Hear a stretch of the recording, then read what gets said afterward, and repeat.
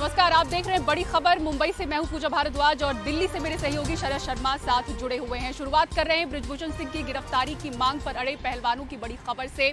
आंदोलन कर रहे पहलवानों से आज केंद्रीय खेल मंत्री अनुराग ठाकुर की मुलाकात हुई। करीब 6 घंटे तक ये मीटिंग चली और इस बैठक में साक्षी मलिक और बजरंग पुनिया मौजूद रहे। मीटिंग खत्म होने के बाद अनुराग ठाकुर जब बाहर आते हैं, उन्होंने बात की और बताया कि पहलवानों की मांग पर सहमति बनी है। तो एक बड़ा अपडेट इस खबर से जुड़ा हुआ। 15 जून तक चार्जशीट दायर करने की बात की गई है। गिरफ्तारी की बात चार्जशीट के बाद होगी। क्या कहा केंद्रीय खेल मंत्री अनुराग ठाकुर ने इस मुलाकात के बाद, आपको सुनाते हैं। रेसलिंग फेडरेशन ऑफ इंडिया का चुनाव 30 जून तक किया जाए। Internal complaint committee wrestling federation की बनाई जाए और उसकी अध्यक्षता कोई महिला करे। जो महिला खिलाड़ियों को या बाकी खिलाड़ी आवश्यकता अनुसार सिक्योरिटी उनको मिले।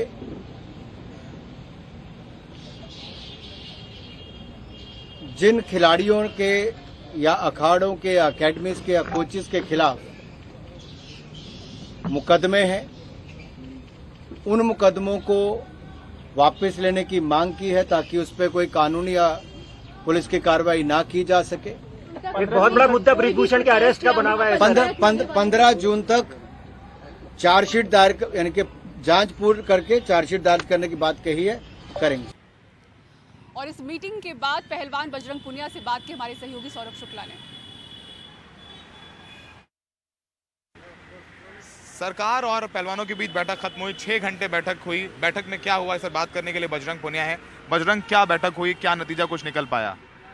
देखिए, सरकार ने बोला कि 15 जून तक का हमें समय चाहिए। जो पुलिस की जो कार्रवाई है उसको जल्दी ख़त्म करने के लिए बोला है कि भाई हम 15 तारीख तक का हमें समय दीजिए, हम उसको 15 तारीख तक ख़त्म कर देंगे। जांच, दिल्ली पुलिस की जो जांच है, बिल्कुल। क्या बृजभूषण के अरेस्ट पर आप लोगों ने बोला उनको, क्या उन्होंने कुछ आश्वासन दिया अरेस्ट होंगे नहीं होंगे? देखिए, उस चीज़ पे क्योंकि वो काम पुलिस का है तो वो बोले कि जांच प्रक्रिया जैसे खत्म होगी, क्योंकि पोक्सो जो लगता है उसके ऊपर तो अरेस्ट ही होते हैं। लेकिन वो बोले कि वो केस थोड़ा पुराना है, तो उसी तरीके से बोला जो पुलिस में जायज़ चीज़ें होंगी वही चीज़ें होंगी और तो बोले आपके साथ निष्पक्ष जांच होगी। और क्या बातें हुई? WFI के इलेक्शन कराने के बाद हुई, क्या हुआ? बोला कि उसमें कोई भी भेदभाव नहीं होगा। जो WFI के जो इलेक्शन है उसमें जो बृजभूषण है और उसके जो लोग हैं अपराधी, जो इस तरीके के लोग, उनके ऊपर उनको उसके WFI के इलेक्शन में कोई भी भाग नहीं लेने दिया जाएगा। आप पर 28 मई को जब आप लोग संसद जाने की कोशिश कर रहे थे, उस समय जो आपके साथ हुआ वो काफ़ी दुखद था, लेकिन उस पर आप पर एक मुकदमा भी कर दिया गया। उस मुकदमे के बारे में कुछ बात हुई?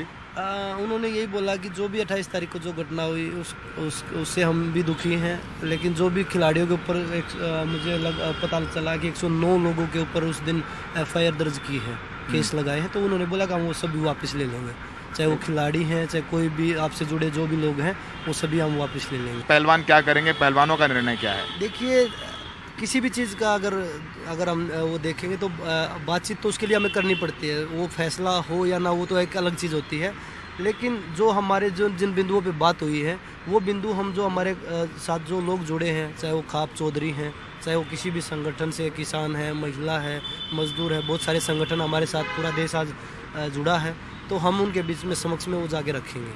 तो अभी आप चर्चा करके निर्णय लेंगे? बिल्कुल। देखिए, 15 तारीख तक तो सरकार ने बोला कि भाई आप कोई प्रोटेस्ट ना करिए, क्योंकि हमें भी एक हफ्ते का समय दीजिए। तो उस चीज़ पे हम भी, हमारे कोचेस बैठे थे कि भाई ठीक है, 15 तारीख तक हम कोई भी प्रोटेस्ट नहीं करेंगे, चर्चा करके निर्णय लेंगे। 15 तारीख तक कोई प्रदर्शन नहीं होगा और 15 तारीख तक दिल्ली पुलिस अपनी जांच पूरी करेगी बृजभूषण सिंह के खिलाफ। तो ये देखने वाली बात रहेगी। सहयोगी सुशील राठी के साथ सौरभ शुक्ला, NDTV इंडिया। लखनऊ में कोर्ट रूम के बाहर संजीव जीवा नाम के गैंगस्टर की गोली मारकर हत्या कर दी गई है। हमला करने वाले वकील की ड्रेस में आए थे। इस गोलीबारी में कुछ पुलिस वाले भी घायल हुए हैं। हमलावरों के निशाने पर रहे संजीव जीवा ने मौके पर ही दम तोड़ दिया था। कोर्ट रूम के बाहर इस बड़ी वारदात के बाद भड़के वकीलों ने जमकर हंगामा किया। पुलिस और वकीलों में बहस और धक्का मुक्की भी हुई। बाद में वकील धरने पर बैठ गए। पश्चिमी उत्तर प्रदेश का बड़ा अपराधी था संजीव जीवा।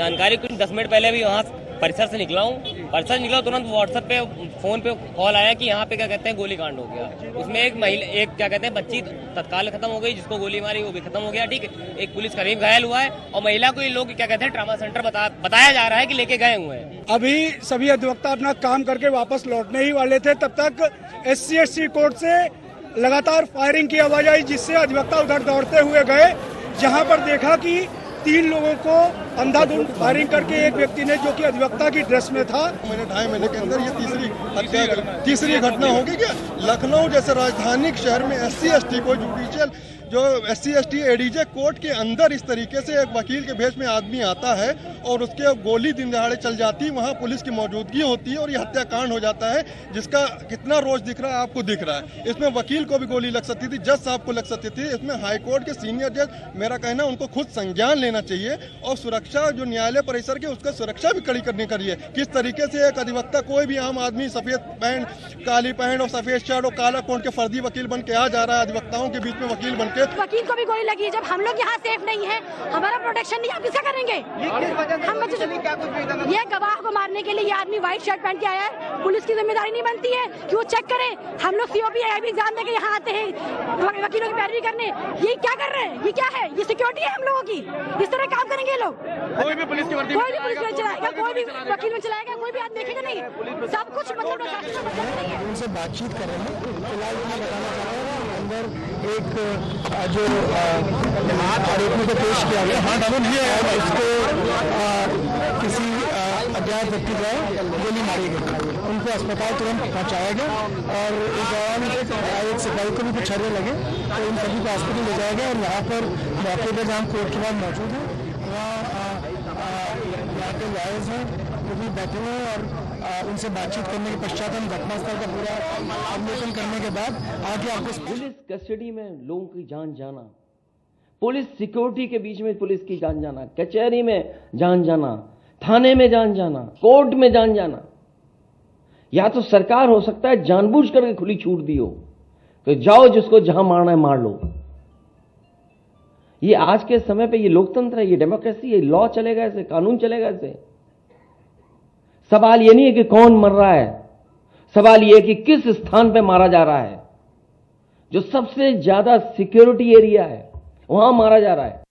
हम इस वक्त लखनऊ के उस कोर्ट के बाहर हैं जहां पे संजीव जीवा जो गैंगस्टर था उसकी हत्या कर दी गई कोर्ट रूम के अंदर। पहले मैं आपको थोड़ा माहौल दिखा दूं, यहाँ पे काफी पुलिस बल अब मौजूद है। पुलिस का ये कहना है कि संजीव जीवा की हत्या जैसे वो कोर्ट के अंदर घुस रहा था वैसे की गई और एक अटैकर था, वो लॉयर की वेशभूषा में था और उसने गोली चलाई और संजीव की मृत्यु वहीं पे हो गई। जो लॉयर्स और पुलिस वहां पे थे उन्होंने इस अटैकर को पकड़ लिया, अभी उसकी आइडेंटिटी नहीं बताई जा रही है। दूसरी बात यह है कि उत्तर प्रदेश पुलिस का कहना है कि संजीव जीवा एक कुख्यात गैंगस्टर था, उसके तार मुख्तार अंसारी से भी जुड़े थे, ऐसा पुलिस का कहना है। 26 क्रिमिनल केसेस थे उसके ऊपर, क्रिमिनल सिंडिकेट चलाता था, बहुत सालों से जेल में था। लेकिन उस सब के बावजूद एक सवाल ये जरूर बनता है कि जब लखनऊ उत्तर प्रदेश की राजधानी है और यहाँ कोर्ट में सिक्योरिटी होती है, लोकल कोर्ट में मेरा मतलब है, जहाँ पे शूटिंग हुई, उसके बावजूद कैसे कोई बंदूक लेके अंदर घुस गया और इस तरह की वारदात हुई, ये बहुत बड़ा सवाल रहेगा। कुछ ही महीनों पहले अतीक अहमद और उनके भाई को भी मारा गया था, वो भी पुलिस कस्टडी में थे जब उनकी मृत्यु हुई। उस टाइम भी वहाँ काफी पुलिस संख्या बल में थी लेकिन कुछ कर नहीं पाई। तो ये एक फेलियर है, फेलियर का जवाब दे कौन है, फिलहाल इसका कोई जवाब हमें नहीं मिला है। लखनऊ से विनीत वर्मा के साथ आलोक पांडे, NDTV इंडिया। और बड़ी खबर में वक्त तो चला एक ब्रेक का, ब्रेक के बाद आपको दिखाएंगे एम्स में फिर हुई साइबर हमले की कोशिश।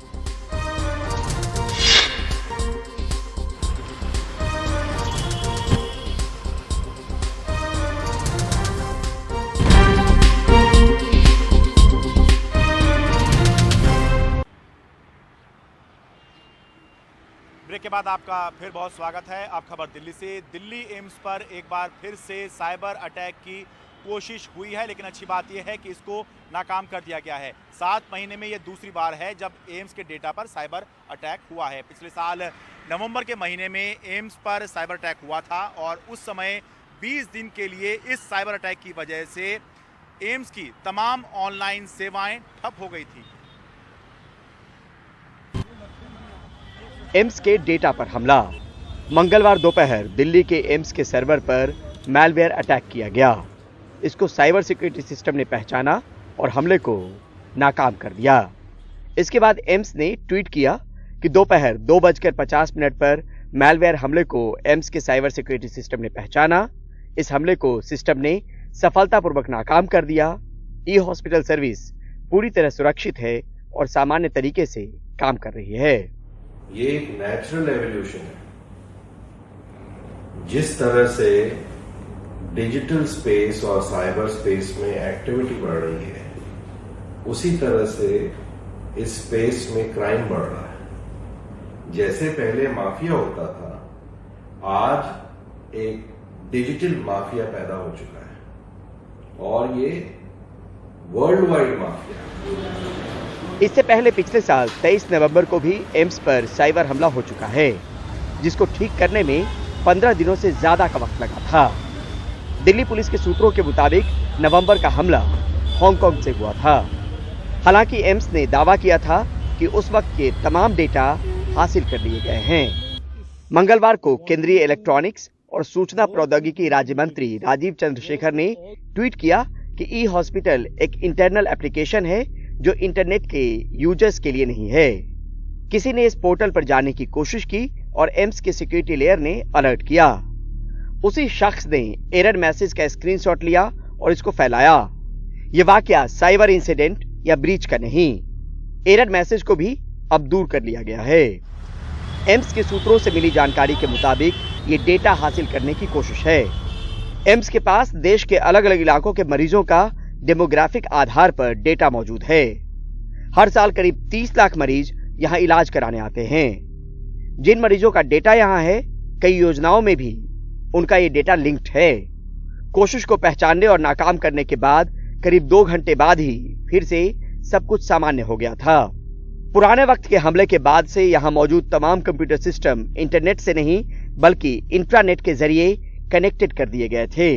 हर सिस्टम में अब एंटीवायरस है और अगर इंटरनेट ऑन किया गया तो बीप भी बजती है और कॉल भी आ जाता है। यहाँ एम्स के शोध का डेटा भी है और वीवीआईपी मरीजों का भी। वहीं खबर यह भी है कि 3 जून को देश के 19 एम्स में नर्सिंग ऑफिसर की नियुक्ति को लेकर होने वाली परीक्षा के पेपर भी आउट हुए। जांच चल रही है, पर एम्स के सूत्रों ने साफ किया है कि मंगलवार का मैलवेयर अटैक का नर्सिंग ऑफिसर की परीक्षा से कोई लेना देना नहीं, क्योंकि मंगलवार का हमला सिर्फ ई हॉस्पिटल के सर्वर पर था। डिजिटल युग में यह हमला डेटा हासिल करने को लेकर है, पर सवाल है कि हमलावर कौन है और इस डेटा से हासिल क्या करना चाहता है। पर सिस्टम में अब वो चूक नहीं जिसने पिछले साल नवंबर में एम्स को एक लंबे वक्त तक मुश्किल में डाल रखा था। नई दिल्ली से परिमल कुमार, एनडीटीवी इंडिया। और बड़ी खबर में फिलहाल इतना ही। दिल्ली से मेरे सहयोगी शरद शर्मा और मुंबई से मुझे दीजिए इजाजत। खबरों के लिए देखते रहें एनडीटीवी इंडिया। नमस्कार।